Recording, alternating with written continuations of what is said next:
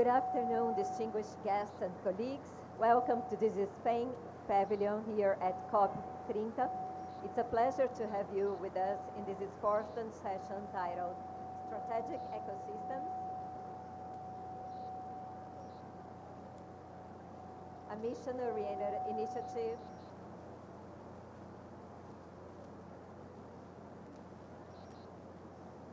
Welcome to this important session titled Strategic Ecosystems, a mission-oriented initiative to combat biodiversity loss and enhance climate resilience in Latin America and the Caribbean. On behalf of CAF, the Development Bank of Latin America and the Caribbean, with the support of the Ministry for Ecological Transition and the Demographic Challenge of Spain, and together with the Biodiversity Foundation, thank you for joining us today. My name is Elena Fruet, and I'm honored to serve you as a moderator for this session. Latin America and the Caribbean is home to some of the world's most vital ecosystems, from the Amazon rainforest to the Caribbean Sea to Patagonia.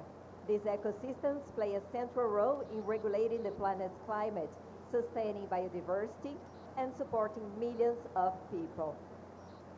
Yet, they are facing unprecedented pressures that require urgent, coordinated, and mission-oriented action. CAF's Strategic Ecosystems Initiative is a major regional effort to respond to these interconnected challenges of climate change and biodiversity loss.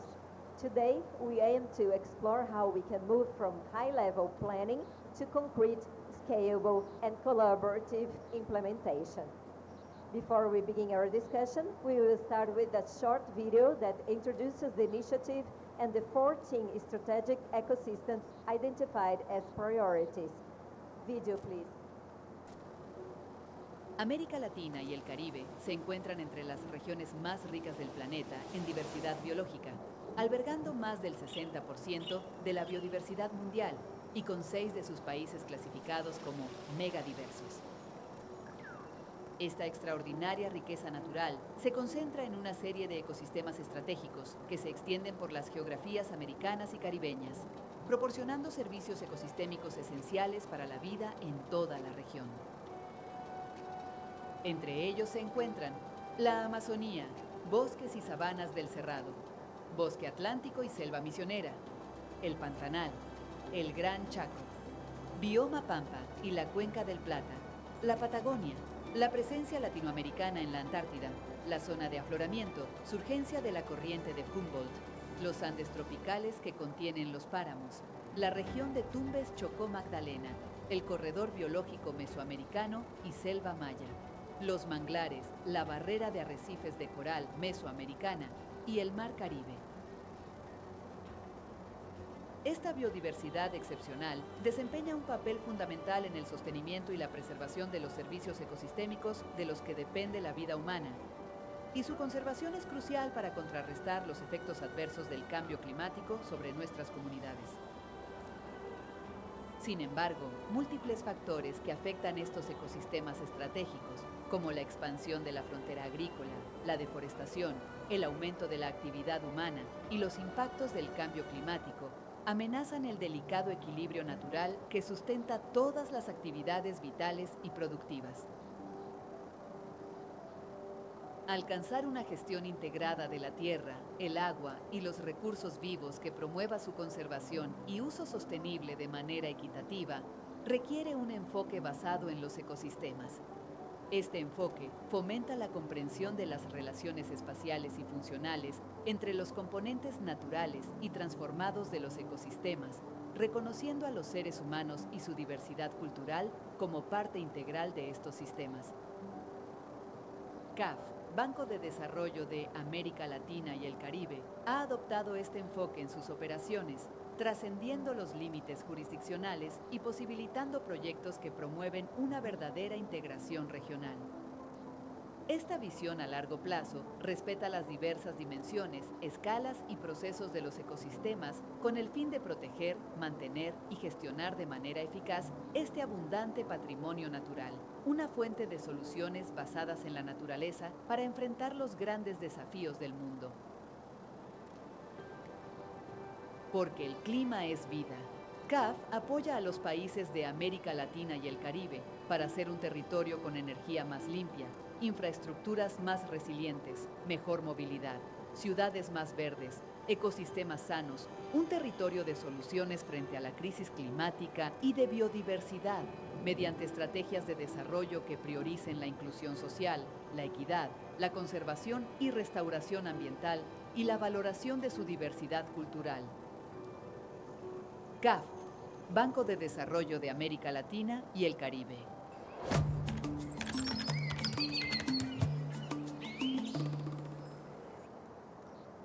To deepen our understanding of the initiative, it's now my pleasure to introduce our keynote speaker, Mrs. Alicia Montalvo, Manager for Climate Action and Positive Biodiversity at CAF. Alicia will present the vision behind the Strategic Ecosystems Initiative. Alicia.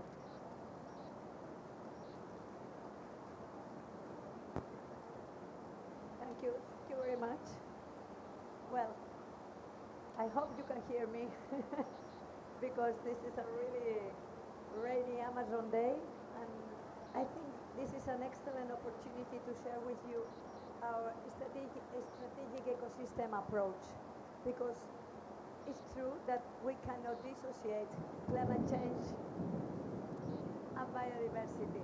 Yeah, it's really very exciting to make this presentation in this moment, because it's like, wow, I have never been in this situation. I really like that. Well, hopefully we will not have any problems, I'm sure. Now, I just would like to share with you our strategic ecosystem approach, because we consider that this is very relevant when we talk about climate change. As you know, Latin America and the Caribbean has it work?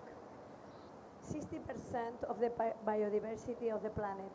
So one thing that CAF, the Development Bank of Latin America and the Caribbean, has considered is of biodiversity and the links between biodiversity and climate change. So also we consider that it's really crucial diversity provides to the countries, because as we are a bank, we really need to make sure that this economic value is also taken into account with the ministers of finance, who are the ones that are our shareholders. So this is very important in our approach. First, take into account the value of the ecosystems, and second, to involve the ministers of finance.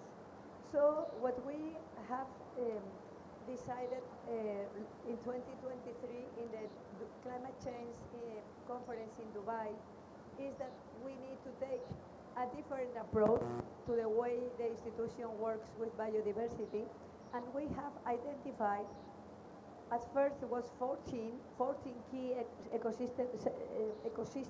priority ecosystem in the region. Now we have 15, and they cover the whole region. They go from the Caribbean to the Patagonia. Of course, the Amazon is one of them, but also, as you have seen in the video, the Chocó, the Cerrado, Pantanal, the Mesoamerica, so country, but taking into account that the ecosystems go beyond the frontiers of one single country. So we also have made a commitment. This was a commitment made in 2021 in our institution. This commitment had a deadline, which is 2026, but right now we have already fulfilled this commitment. And in 2024, we already have $20 billion devoted to the green portfolio. Now, here in this COP, we have made a new commitment, which is $40 billion devoted in the coming 5 years to the green agenda. And one important part of this commitment has to do with the ecosystems. We need to, of course, develop innovative finance instruments. We made the most important debt for nature swap in the region linked to a river, the river Lempa in El Salvador. And this debt for nature swap has been the biggest one devoted to a river, and we have made possible that $300 million in El Salvador will be devoted to the conservation and restoration of this river. Also, I would like to stress the relevance of the participation of the local communities and indigenous communities. This is part of our agenda, and we have several examples working with the local communities, particularly in the mangroves. We have one project with the women that are working in the black clam, I don't know, the piangua, which is a product that these women gather in the ecosystem, the Choco ecosystem.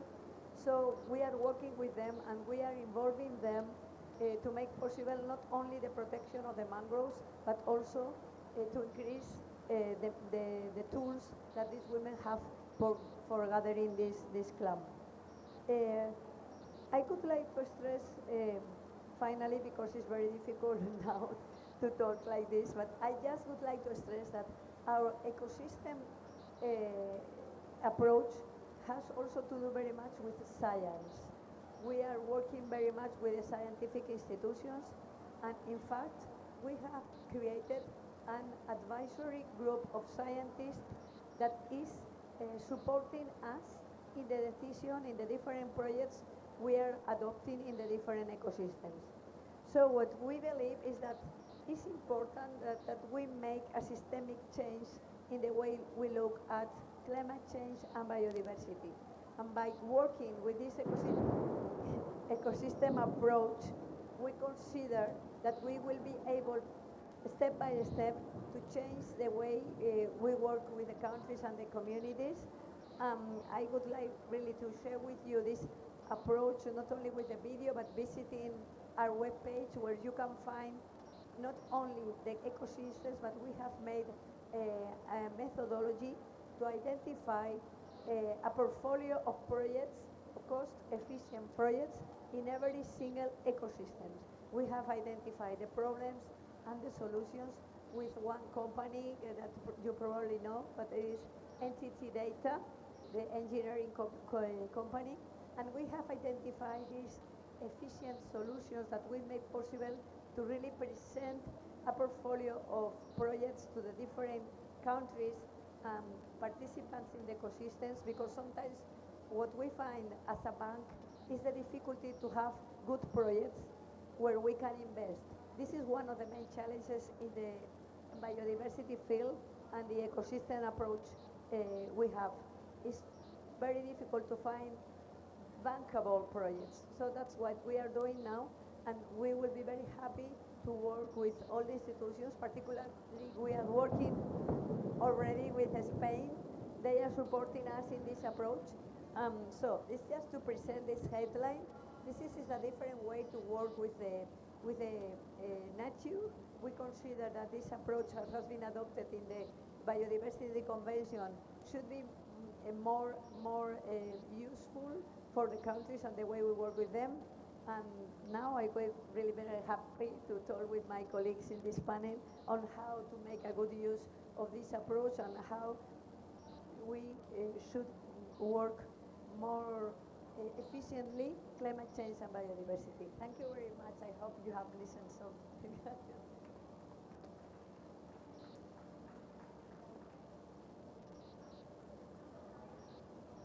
Thank you so much. Thank you so much. Yes. Thank you, Alicia. Well, now we're going to transition to our panel discussion, where we will explore how this initiative can translate into actionable strategies, long-term partnerships, and transformative impact across Latin America and the Caribbean. Let me introduce our distinguished panelists. Mrs. Alicia Montalvo, that you already know. She's the Manager for Climate Action and Positive Biodiversity at CAF.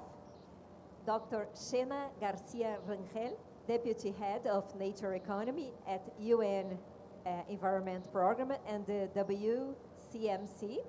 And Mr. Felix Romero Cañizares, Director of Fundación Biodiversidad. Thank you for joining us today. I will start with the first question to Alicia. Alicia, CAF's Strategic Ecosystems Initiative seeks to conserve, restore, and promote the sustainable use of 14 key ecosystems across Latin America and the Caribbean. From your perspective, what do you consider to be the main challenges and opportunities to ensure that this initiative translates into concrete actions that strengthen biodiversity and climate resilience in the region? Thank you. I will not repeat myself, but as I was mentioning, one of the main challenges is to find bankable projects related to ecosystem services. It's very easy when we consider that the biodiversity is protected with grants, but it's not so easy when we talk about credits or loans or other instruments. It's important that we make this systemic change and we are able to convey the message to the countries that these projects are investments. We're talking about water, agriculture, natural system of protection, nature-based solutions, and it's very difficult to translate this value in a value that gives also the opportunity to have investments, really valuable investments on that. So to me, there is a huge opportunity for Latin America and the Caribbean to have a productive development based on biodiversity, but we have to make this change. I know that there are several institutions working on that, but in CAF as a bank, we have the challenge, and of course, we think that it's important to work together, the institutions with the bank. Effective implementation of conservation and restoration programs require both strong technical capacity and solid governance. The Strategic Ecosystems Initiative achieve tangible and sustainable results. Thank you for the question. Can everybody hear me? Yes? I cannot hear myself, so. Well, thank you for the question and for the opportunity to share some of the learnings of our work. Quickly to say, for those that do not know us, UNEP WCMC is the Biodiversity Center for the United Nations Environment Approaches and Convening to tackle issues related to biodiversity and climate change. And perhaps it's a broader question, but given that Alicia started with the issues faced by the banks, I perhaps can start by talking about the finance element of it and what we have seen in different projects that we have been involved with. I think I welcome really the efforts from Brazil, Mexico, Colombia to develop a green taxonomy, because I think we have seen early signs that these efforts at the national central bank level can really catalyze finance at the country level for biodiversity and climate. Another thing that I think for Latin America has been a really important element to catalyze finance is to talk about the dependencies and how the private sector directly depends on their operations and supply chains on nature. And about 100 companies have already signed up to be early adopters of the Task Force for Nature-Related Financial Disclosures. And I think that approach is going to help transform the way we do corporate engagement and stewardship, hopefully to catalyze also private finance towards biodiversity. There is a whole range of projects on payment for ecosystem services. We have seen in Costa Rica, obviously, we also seen in Mexico that they have provide really good results at linking those that are benefiting from the ecosystem services with those that are putting the effort in their land to protect and restore biodiversity. So I think those are good examples as well. If we talk about governance, sort of moving on from the topic of finance, a key element that we have seen in projects both in Latin America and the Caribbean is empowering local communities, designing projects that respond to their local needs and the local context, ensuring that monitoring systems are involving them in the design and also the decision-making process of those is quite an important element that we have seen in our projects, linked linking those projects to national priorities has also been an important element, and we now have the climate and the biodiversity strategies that will play an important role. There will be sectoral pathways that will be developed, so linking those projects to that is important. Developing monitoring systems that are holistic, that not only respond to, say, biodiversity issues or climate issues, but actually respond to a whole range of problems that we're trying to tackle at the local level, including socioeconomic conditions. It's also a powerful way. We have seen examples in the Caribbean where projects that are community-led can respond and ensure biodiversity outcomes across the different ecosystems as well. So I'll stop there, and perhaps we can then explore a bit more. Thank you. Thank you, Alicia. Now to Felix. International cooperation for biodiversity is often discussed, but the visibility of its impacts at the local level is not always guaranteed. How can we ensure that collaboration between Europe and Latin America moves beyond pilot projects and leads to real, lasting transformations in ecosystems? Well, thank you very much, first of all. Secondly, it seems like the gods are saying us that we need to be aware of nature, especially when we do not take care of nature. We can have a very bad situation. Even too much noise around climate change sometimes doesn't allow our minds to have clarity on where we need to put the accent. And I think this happens also with biodiversity. And I don't know exactly what is the best formula for ensuring that Europe can cooperate with Latin America better for going from different pilots into a regional or bilateral cooperation. And I say this because also I think this is a problem even in Europe. Or if not a problem, it is a challenge. I think for any agency, for any organization like Biodiversity Foundation, we first of all, Biodiversity Foundation or Fundación Biodiversidad, as we say in Spanish, it is a public foundation from the Ministry of Ecological Transition and the Demographic Challenge in Spain. So we are a public donor. We are funding a lot of projects in basically in Spain at this moment. And the point here is, by going into the field to provide funding to different pilots, it is clear that this is not enough. We need to scale this, and for that we need legal frameworks where we finally can connect the lesson learned on the field, the capacity building that we are creating on pilots, the engagement that we are doing with different stakeholders, and what we are trying, like new solutions for investment, for funding, to finally scale to a higher level.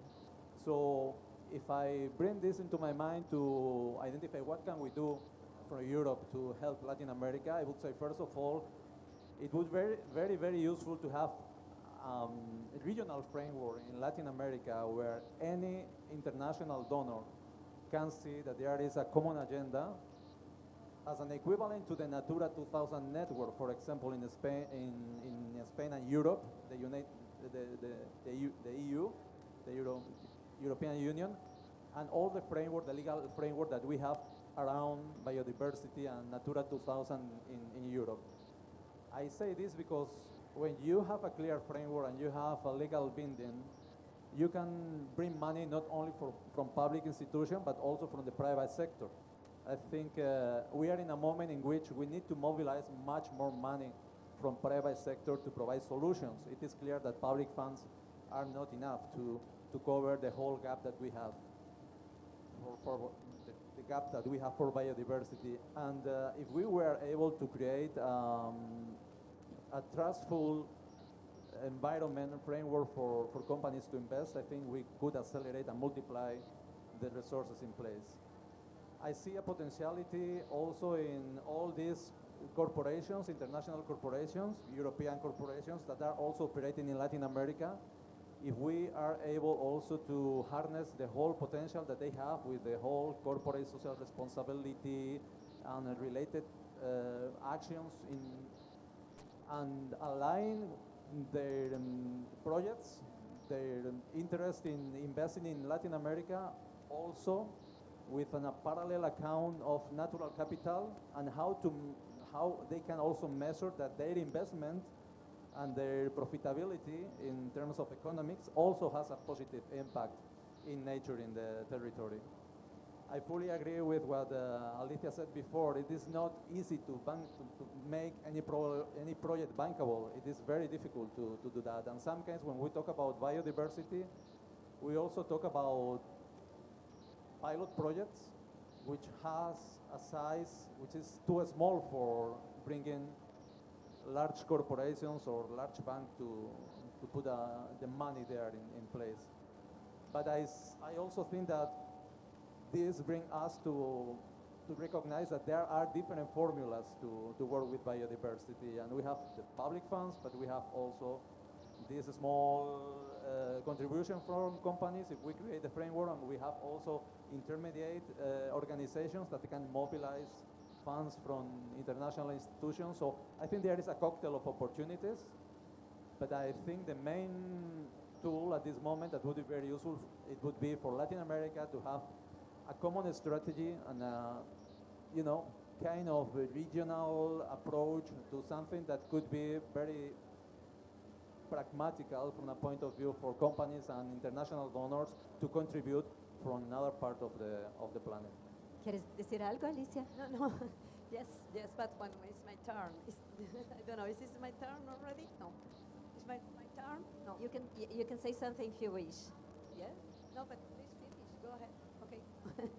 No, thank you. I just was considering how important is that Spain is providing attention in this dialogue, because what we are having now is a dialogue between the European Union and a Latin American region. Recently, we have the European Union and CELAC meeting last week, and we have been talking very much about the global gateway.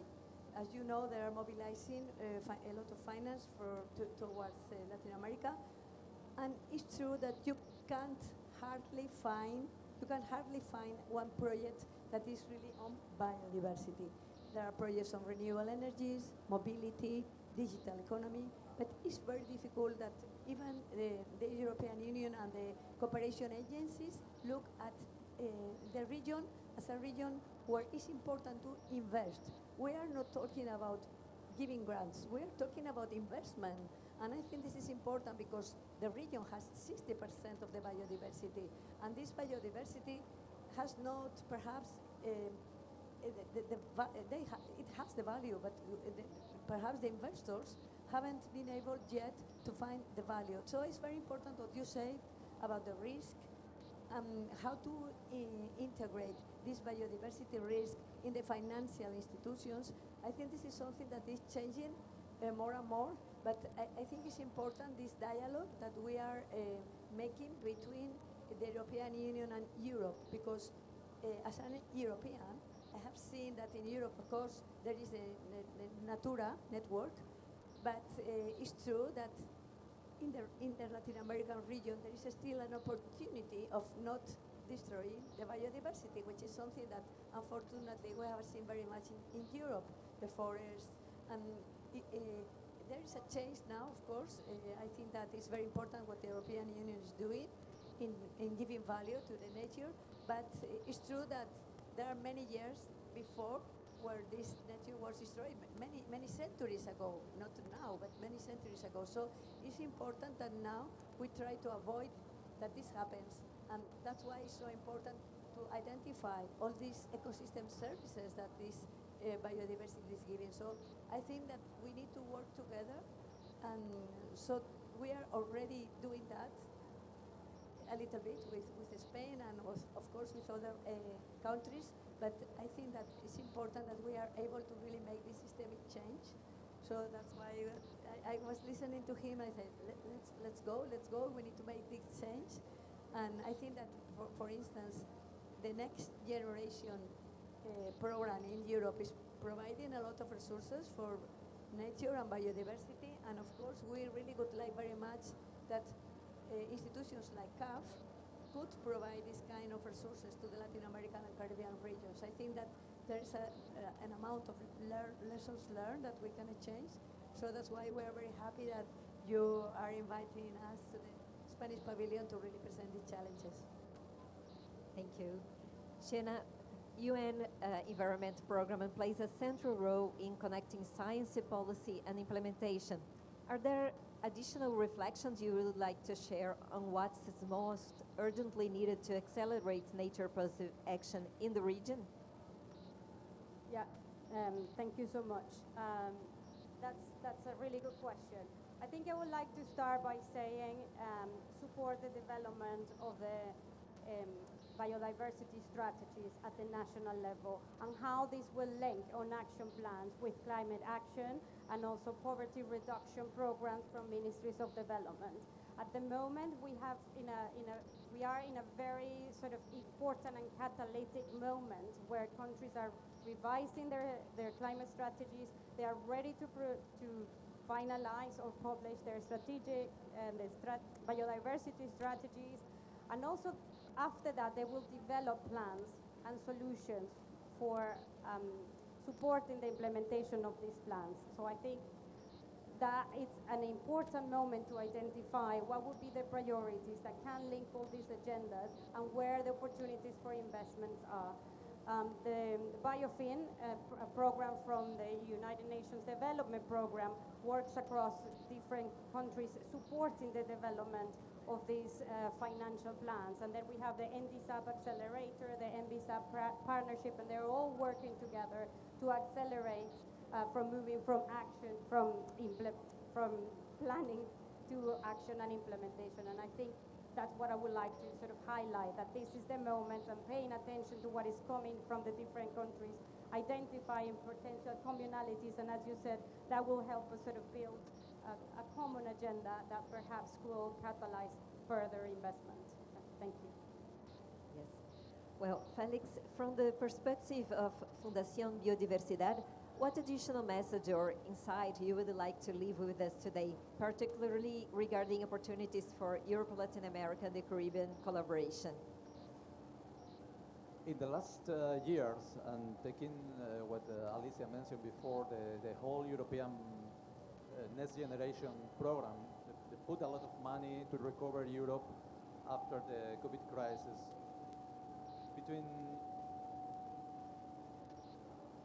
Between 2021 and 2023,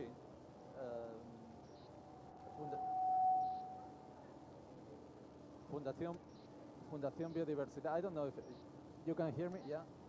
Fundación Biodiversidad has put in place more than something like 500 projects on the field in different topics, from urban resilience, for making cities more adaptable for climate change, but also for floodings and also connectivity in biodiversity, green infrastructure, etc., till natural environment resilience, both terrestrial and marine biodiversity. So we have a lot of experiences in Spain in this moment that we could share with Latin America as a nature-based solutions, and a lot of good projects that are working and we can transfer to Latin America. We have also a lot of experience in public procurement, for example, which is one of the key drivers also to connect biodiversity to commodities and to certain processes where you can also have a direct impact and a cooperation with the countries of origin of any kind of material, from timber or other agricultural products, etc. And then we have a bunch of NGOs, small and medium companies, which are specialized now in how to work with nature and how to put in value. And I think all this is an expertise that we can absolutely share with Latin America, and it is available to start working and to start kind of creating this cooperation framework. There is also one thing that I think it is very important to highlight here. It is If we do not put value to nature, it is going to be very difficult to preserve or restore nature. And this is very much connected with the idea of ecosystem services that we mentioned before. We can preserve nature, we can conserve a forest if someone is able to ensure that this forest cannot be touched anymore, if we want to preserve like a pristine forest.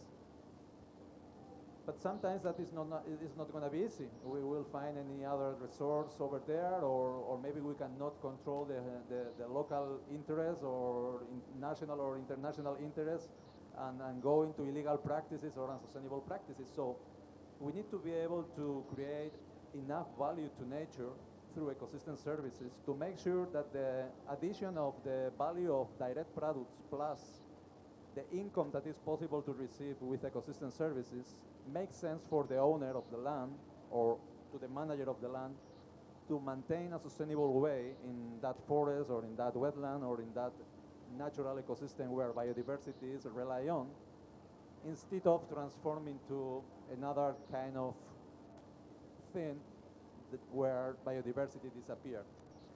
And I think this is something very much connected to new ways of investment. How can we connect some kind of credits from banks, from public institutions, and conditionate the amount of money that we provide to certain projects if ecosystem services are measured and ensured. Other way, we will just probably creating a solution today but a problem for tomorrow. And I think in that arena, we are also working very much in Spain. In Fundación Biodiversidad, we have, I would say, dozens of projects working in this direction, creating methodologies and how to calculate ecosystem services and how to put economic value, monetizing these ecosystem services, and connecting this with public procurement, corporate social responsibility, and different monetary opportunities.